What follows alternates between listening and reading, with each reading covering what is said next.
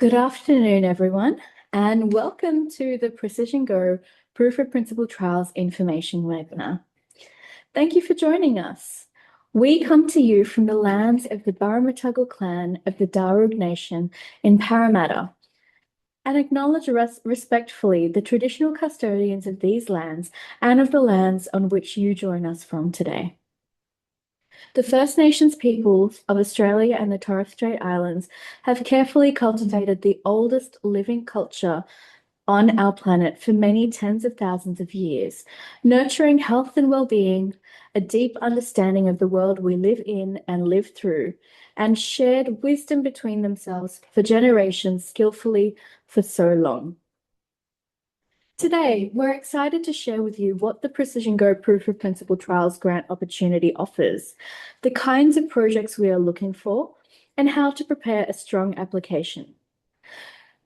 Just so that you're aware, we are recording this session, and the recording, as well as the slides that we cover today, will be available on the PrecisionGo Proof of Principle Trials website following this webinar. My name is Roshni Sharma, and I'm the project manager for PrecisionGo. I'll begin with a short introduction to PrecisionGo and the purpose of these proof of principle trials. You'll then hear about our technology and digital platform capabilities from Dr. Joey Lai and Dr. Tom O'Neill. I'll return at the end to walk you through the application requirements and assessment process before we open up for questions. However, please feel free to place questions in the chat at any point in time. We'd love to hear from you, and we're very glad you're here today with us. So, in terms of PrecisionGo and what it is, at its core, PrecisionGo provides a single entry point into coordinated scientific workflows, technologies, and specialist expertise, supported by an integrated digital platform. Our aim is to make complex, multimodal precision medicine research easier to design and deliver from the initial research question through to data generation, analysis, and interpretation. PrecisionGo is funded through an MRFF National Critical Research Infrastructure Grant and runs from 2024 to 2029. It brings together 15 chief investigators with expertise in precision medicine and research infrastructure, alongside 10 institutional and commercial partners from across the Westmead Research Hub and beyond. The project is strongly supported by the Westmead Research Hub and its partners, and in total has almost $10 million in funding.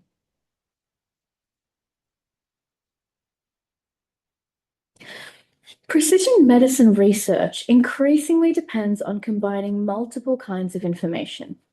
Biomarker discovery headed towards the clinical interface may involve genomics, imaging, cytometry, spatial profiling, and other technologies.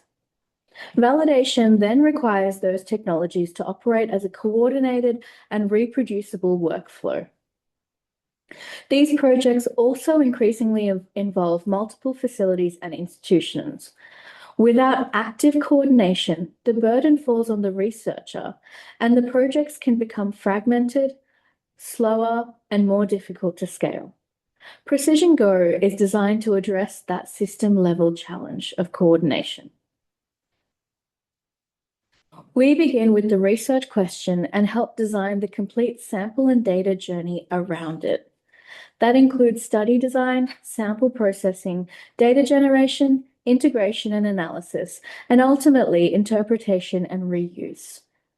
Our 20 technical specialists work together across facilities rather than requiring the researcher to coordinate every service independently. This provides greater continuity across samples, technologies, and project stages, while helping to align timelines and dependencies.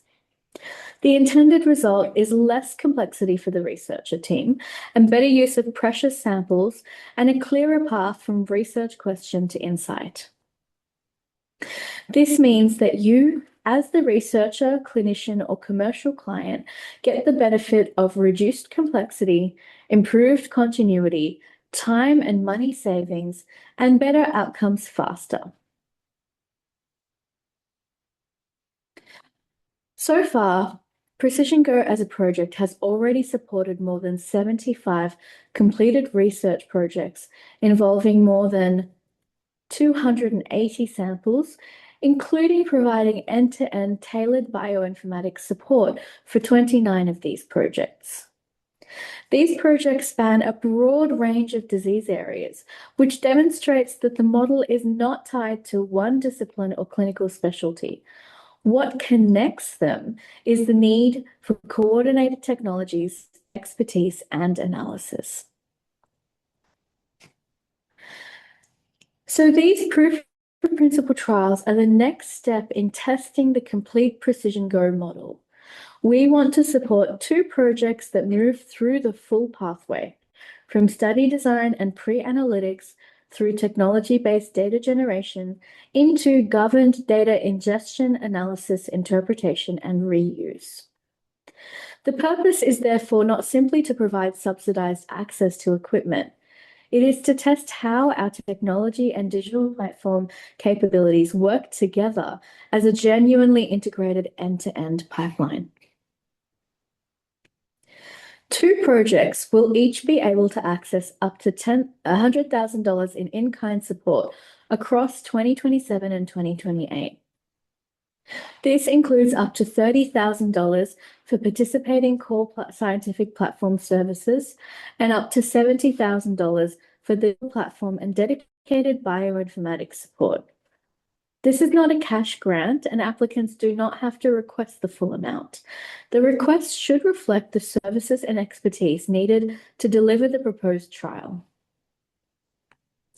The strongest fit projects will be a focused project that already sits within a funded research program and has a defined precision medicine research question. It should need an integrated PrecisionGo pipeline, making meaningful use of the digital platform, and be capable of delivering proof of principle outcomes by the end of 2028. The important distinction is between an integrated trial and a request for an isolated service. If you principally need access to one instrument or one routine analysis, this is probably not the right mechanism. However, it's important to emphasize that we're looking for projects where coordination across the pipeline materially adds value. A short note as well here that if you're not sure that your project is a good fit for this particular grant opportunity, you're still very welcome to contact us to access our services anytime. Westmead Research Hub affiliated organizations receive heavily discounted rates, and we offer special rates to academics to make our services as accessible as possible through a cost recovery system. Please reach out to us anytime, no matter where in Australia you are based. I'll now hand over to the technology team to introduce the 3 available pipelines for this project. Dr. Joey Lai. Thanks, Roshni. So in this presentation, I'd like to give an overview of the technology pipelines that we've developed using some of the latest gene expression profiling technologies, which will be accessible for the proof of principle trial. Okay, so the 3 pipelines are available, 2 for spatial transcriptomics analysis and 1 for single-cell multiomics analysis. The first pipeline uses the Visium platform for comprehensive whole transcriptome tissue profiling, and the second uses the Xenium platform for targeted gene expression profiling at single-cell resolution. Both of these technologies generate tissue maps at different gene throughputs to allow discovery-based or focused transcriptomic profiling at the single-cell resolution. The third pipeline utilizes the Rhapsody platform to allow single-cell multiomic profiling. This includes whole transcriptome analysis or single-cell RNA-seq, combined protein and RNA analysis, TCR and BCR sequencing for clonal diversity profiling, or ATAC-seq for analyzing chromatin accessibility and gene regulation. Just a bit of background about spatial transcriptomics for those who are not familiar. This method was named Nature Method of the Year in 2020 and has become one of the dominant technologies for identifying cells and mapping gene expression distributions in FFPE or fresh frozen tissue. There are two main flavors of the technology. The first, in green, is sequencing based, where the entire transcriptome is captured on a glass slide that is covered with spatially barcoded oligos. These are then converted into sequencing libraries, and reads are identified, quantified, and mapped back to the original position to reconstruct a transcriptomic map of the tissue. The second spatial method is imaging-based and uses a panel of probes to detect mRNA. This time, detected genes are quantified and mapped back to individually segmented cells to generate the tissue map at single-cell resolution. Here are some of the analyses that can be done with spatial transcriptomics data.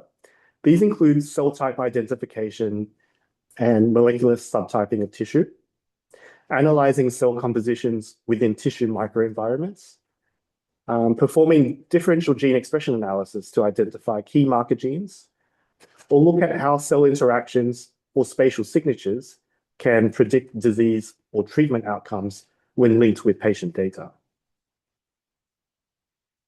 As you can probably appreciate, spatial transcriptomics is a complex procedure and requires a combination of different expertise and technologies, from histology and imaging to genomics, sequencing, and bioinformatics. Therefore, to make spatial transcriptomics more accessible to researchers who don't necessarily have all of the required expertise, we've developed these user-friendly end-to-end pipelines which leverage and integrate all of the necessary expertise and technologies that are available at the Westmead core facilities. The aim is to simplify and fast-track access while generating high-quality data and maximizing success for these complex workflows, including integration into the digital platform, which Tom will talk about more in the next presentation. We're also continuing to evolve our pipelines to integrate newer spatial technologies, such as spatial proteomics, which will be available soon as well. Which pipeline is right for you or your project depends on several factors, like how many genes you'd like to analyze. So for example, do you need to analyze do you need unbiased sequencing of everything versus targeted gene panels covering known markers? Do you need to detect mutations, fusions, or splice variants? Do you need high sensitivity to detect rare or lowly expressed transcripts? Do you need single-cell resolution to investigate cell interactions? And how big is your tissue? Or how many samples can fit within the available space on the slide? And also, how feasible is your experiment design? Do you have access to the appropriately fixed or frozen tissue? And what is tissue quality? Access to expertise and right facilities is also a common barrier faced by researchers trying to perform these experiments. And this is what we are trying to address with PrecisionGo. Uptake of this technology has been very strong over the last year and a half. And this slide just showcases the wide range of sample types that we've had the opportunity to run and validate our pipelines. Two projects that I'll highlight are the fetal retina project, which was run with our whole transcriptome pipeline, and the lymph node project, which was run with our targeted pipeline. For the fetal retinal project, we were able to work with extremely rare and precious fresh frozen human fetal retina samples and generated a spatial map which clearly mapped these layers observed during retina development. Dr. Anae Gonzalez-Cordero from CMRI aims to use these maps as a reference for developing retinal organoids, which can be used to test gene therapies for inherited retinal diseases which lead to vision impairment and eventually blindness. And in the lymph node project, Dr. Kerry Sangren is very interested in mapping vaccine adjuvant mechanisms in primary lymph node explants, which were cultured with various adjuvants, including the AS01 adjuvant. This particular adjuvant is currently used in the shingles vaccine and has shown exceptional efficacy in improving the magnitude and durability of the immune response. So spatial transcriptomics was used to understand how it elicits early innate immune responses in the lymph node to help further develop and improve vaccine design. After comprehensively identifying the cellular composition and creating a spatial map of the adjuvant treated lymph node, they could identify enrichment of a specific type of CD169 positive subcapsular sinus macrophage localized around the capsule of the lymph node. And these were also positive for the inflammatory marker interleukin-1 beta transcripts indicated in yellow.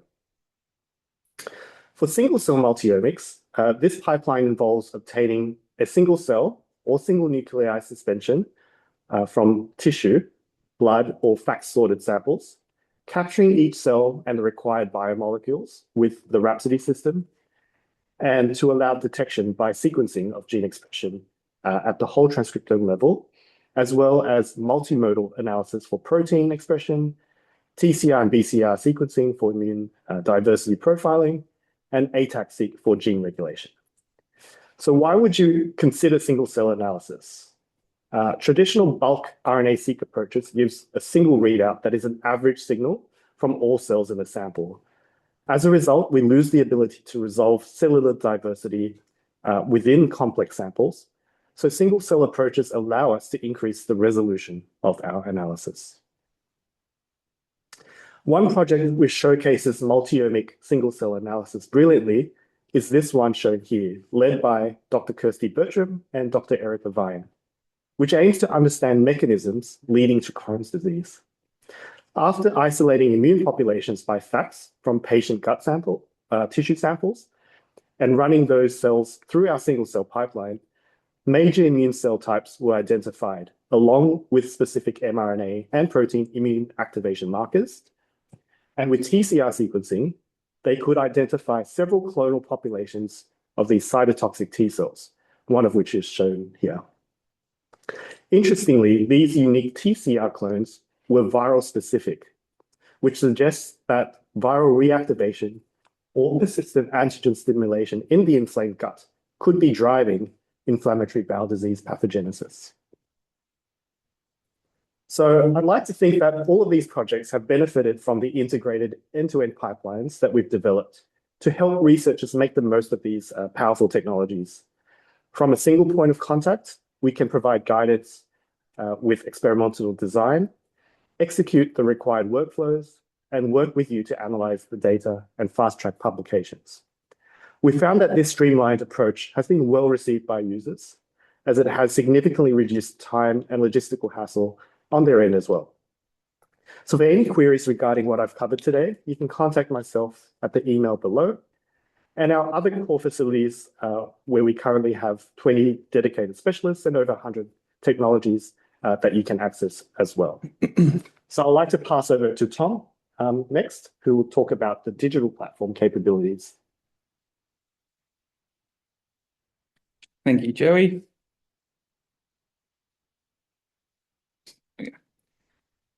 So I'm Dr. Thomas O'Neill, and I'm one of the bioinformaticians with PrecisionGo. And I'm going to take you through the digital platform and its capabilities for all of your sort of data analysis needs. I'm going to take you through sort of what you might experience when you approach the digital platform. And I'll start to touch on how you can approach the application to this trial from the digital platform aspect. So in line with the rest of PrecisionGo and their philosophy, the digital platform is a centralized infrastructure that supports everything that you need for your data and analysis, whether that's standardized and validated pipelines for analysis, whether you need us to handle anything specific for your data. It covers transparent reporting, and also all of the support that you need for grant writing, paper writing, and any sort of figure making support. We're a small team there's 3 of us, guided by Dr. Brian Gloss. Callum and I are the ones who are designing and implementing the analysis pipelines that you have access to through PrecisionGo. In traditional workflows, you end up with these fragmented modular approaches to analysis where each module doesn't really feed into each other as nicely as we'd like. And all that really ends up with is more delays and frustrations surrounding the analysis. And so that's where we come in through PrecisionGo, designing these more streamlined analysis pipelines that are robust and validated, standardized analyses. We focus on reproducibility, reusability, and scalability. And ultimately for you, you hopefully see a more rapid turnover from data to results. Because we appreciate that not everyone understands the scope of the analysis that's performed, we've provided on the PrecisionGo digital platform webpage. You can access through that QR code. Just a broad overview of what a pipeline might look like so that you can see the different modules and different components involved. So this is an example of the spatial analysis pipeline. And as well, if you're new to spatial, we've outlined some of the more popular analyses, but I just want to emphasize that these are generic pipelines. It's sort of the framework of what we aim to achieve for most projects. But if you had a specific need or want us to replicate methods from a paper of interest, we can amend the pipeline to your needs. For the purposes of the trial, don't feel limited by what we've explicitly mentioned on the site or in any of these talks for analysis capabilities. Basically, any analysis that aligns with these three platforms, we can help deliver. To give you an idea of how you might experience the digital platform, it always starts with a consultation, whether that's at the very start during experimental design, or as the data is starting to come in, we can have pre-analysis consultations. And this gives me a chance to understand the context of your project. I have an opportunity to explain what's possible with the types of analysis on those platforms. And we can also discuss expected outcomes and timelines. I'll then run off with a plan, and using the extensive toolkit that we've developed in the pipeline as a solid framework, I then run off and design specific solutions to your project. If otherwise requested, we handle the data as per the high standards here at WIMA through private networks and data storage.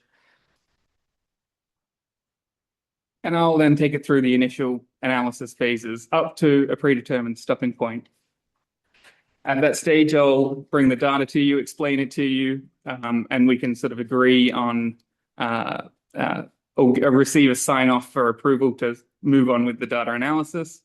For example, this might be agreeing on certain annotations of cell types. And then I'll just follow up with analysis following that. And we'll do that iteratively as many times as necessary or determined. And then I return a finalized, standard, clear and informative report. Although separate to what this trial can offer, you may still choose to continue long-term and safe archival storage at WIMA, or we'll just deposit the data results and any of the reports back to you at whatever location you prefer. In terms of how to approach the application with the digital platform, there's only really one section you need to focus on for the digital platform. And essentially, it's asking what are the needs for and or from my data. Here are just a few examples, but it's not a full or only extent to the response that you can provide. But you might want to include whether you have any data requirements, such as whether you need any of this newly generated data linked up to some previous data, or whether you prefer to have the data stored in a certain area. If you wanted to provide a sort of roadmap for how you interact with the bioinformaticians on your project, whether that's a regular meeting or just as valid, you can state that you sort of want a more hands-on approach. And then more broadly, probably a little bit more important is to describe the types of analysis that you want to request. In the next presentation, there is a general timeline for what the project might look like. And this can also help shape your responses. I just want to be clear and sort of just make sure you're not too worried about that sort of question in the application. We don't expect you to be the expert bioinformatician for your project. That's our role. We also don't expect exhaustive descriptions of the analysis that you want to perform. However, that doesn't mean that you shouldn't know what to expect out of your data. If you don't exactly know, you can be as descriptive as you can be. And if you want to have a better idea of a roadmap for the types of analysis that you can achieve with your project, you can reach out to me directly. But you can also use this QR code to book a 20-minute consult. I'm usually free Monday mornings, but if I get too busy, I can open that up for more. Thank you. Thank you very much, Tom. So I will now talk you through this section on how to complete your application. This section is deliberately quite practical and will focus on what assessors need to understand from each part of the form rather than reading every field on the slide. So a reminder that you'll be able to access the recording of this webinar as well as the slide deck from the PrecisionGo website to assist in the preparation of your application. The most important advice that we can give is that a strong application tells one consistent story. The research question determines the pipeline generates the data, the analysis produces defined outcomes, and those outcomes create a credible path towards impact in the future.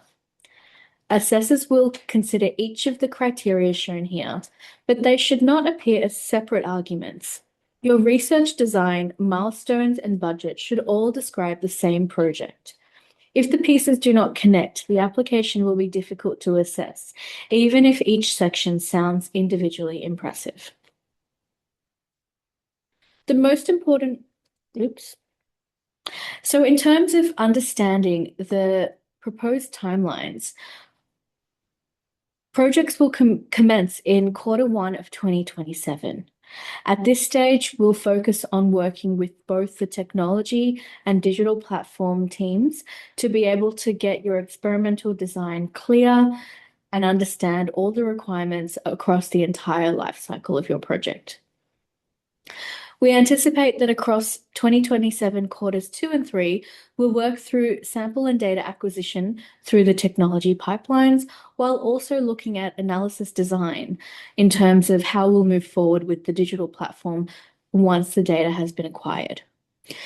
Across the last quarter of 2027 and the first quarter of 2028, we anticipate that there will be a strong focus on data analysis, working through the analysis pipelines and any follow-up analyses required after this.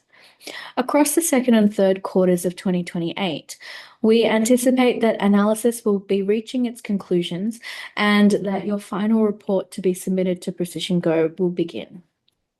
Finally, at the end of 2028, we anticipate that the PrecisionGo supported portion of your project will come to an end and you will be able to submit your final report and do a short presentation with us.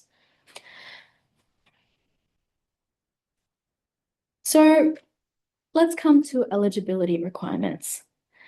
Now, these are mandatory, so please check these before investing significant time in your application. In particular, the project must use at least one eligible PrecisionGo pipeline, and it must use the digital platform for analysis. We'd like you to have your ethics approval in place by the end of the year, ideally by November 2026 if possible, and we'd like the project to complete all PrecisionGo supported work by the 31st of December 2028. That does not mean that the entire research program must end in 2028. We absolutely understand the PrecisionGo part of your work will only be one part of what you're doing. So, of course, there will be follow-on studies that will continue. We just mean that the activities and reporting supported through this trial must be completed within the funding period from the 1st of January 2027 till the 31st of December 2028. Part A of the application form establishes who is responsible for the project and whether the team is equipped to deliver it. Please provide complete organizational and investigator information, including a one-page CV for every investigator. We are looking for relevant expertise, clear accountability, and evidence that the project can begin on schedule. Clearly distinguishing the proposed trial from the larger funded research program is important to us. Please explain what the existing funding supports, where this trial sits within that work, and what becomes possible that wasn't possible before through access to the PrecisionGo proof of principle trial for your project. We'd like here to see a bounded proof of principle project. We don't need to see a full summary of your broader grant, and we also do not want a general request for laboratory services. Also make clear here that the requested activities are not already funded elsewhere. You must select at least one of the 3 eligible pipelines that Joey presented earlier, and then please show us how it will be used. What samples do you anticipate will enter the pipeline? Which services are required? And how do the different stages connect? Please do not simply list technologies. What we're looking for is for you to explain why this combination is necessary to answer your research question. The use of the digital platform is mandatory. Please be as specific as you can be without being a bioinformatician expert about what you think the data will be that will enter the platform, how and what sort of processing or integration might be required, and what you feel the desired analytical outputs will be, and how those outputs will answer your research question. Saying only that your data will be analyzed is not enough. The analysis needs to be designed as part of the study rather than added at the end. The lay summary should allow a non-specialist to understand the problem, the proposed work, and why it matters. The research proposal then provides the scientific case. Your questions or hypothesis, aims, design, methods, and anticipated outcomes. Grant proposal reviewers will be scientific experts, so keep that in mind. Also, keep the scale proportionate. This is a proof of principle trial, so your proposal should test something focused and meaningful. We are looking for a credible pathway towards impact, not a claim that this trial will immediately change clinical practice. So what we're hoping you can do is identify who could ultimately benefit, what the results would enable next, and what further validation would still be required. Your dissemination plan should then describe realistic ways of sharing and building on the findings. This includes, in the short term, attending conferences, delivering presentations, and perhaps then leading on to peer-reviewed publications, follow-on funding or collaborative development, etc. Now, we absolutely recognize that consumer involvement will look different across basic, translational, and clinical research.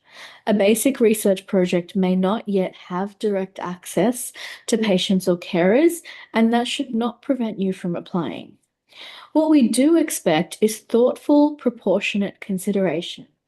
Identify who could ultimately benefit from the research, who might use or translate the findings, how their needs have informed the work, and where more direct involvement could add value as the program of research progresses. Please describe the involvement honestly rather than overstating what has occurred.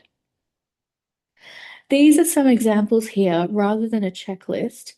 Relevant evidence might include published consumer priority research, inputs from clinicians or diagnostic laboratories, alignment with disease organization priorities, consumer review of communication materials, or planned involvement later in the translational stages. Choose examples that genuinely fit your project. Your project plan should show a realistic sequence from approvals and sample access through to data generation, analysis, and reporting. Use milestones that represent tangible achievements or decision points and identify important dependencies and risks. The assessors need to see that the complete PrecisionGo supported program can be delivered by December 2028 and that you have thought about risks and risk mitigation seriously.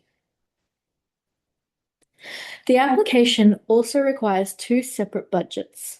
The first covers the in-kind PrecisionGo support being requested, up to $100,000, and the second shows the other resources needed to deliver the project, including personnel, consumables, transport, and partner contributions. Together, these two tables should demonstrate that the whole project is resourced, not only the PrecisionGo component. Each budget item should connect directly to an activity or milestone in the project plan. Use clear line items, realistic quantities and assumptions, and avoid duplication between the two tables. We strongly encourage you to contact us while developing the budget so our technology and analytics experts can help scope the required support with you. Before submitting, check that every question has been answered, all word limits have been observed, and dates and figures are consistent throughout your application. Your email should include the completed application form, a one-page CV for every investigator, your ethics approval letter if you have one, and any project plan or budget documents completed separately. Applications must be emailed to precisiongo@wimmer.org.au by 11:59 p.m. Australian Eastern Standard Time on Wednesday, the 30th of September. Late applications cannot be accepted. Please, we absolutely encourage you to contact us before the deadline if you'd like help in determining fit or scoping your technology, analytical support, or budget. We're really friendly and we'd love to hear from you. So now we'd like to open up the floor for questions. Please digitally raise your hand or write your questions in the chat and we'd love to respond to them. Thank you so much. And if you have any questions at any time, please do feel free to reach out. We would love to hear from you and support you in preparing your grant application. Thank you so much, everyone. Have a lovely afternoon.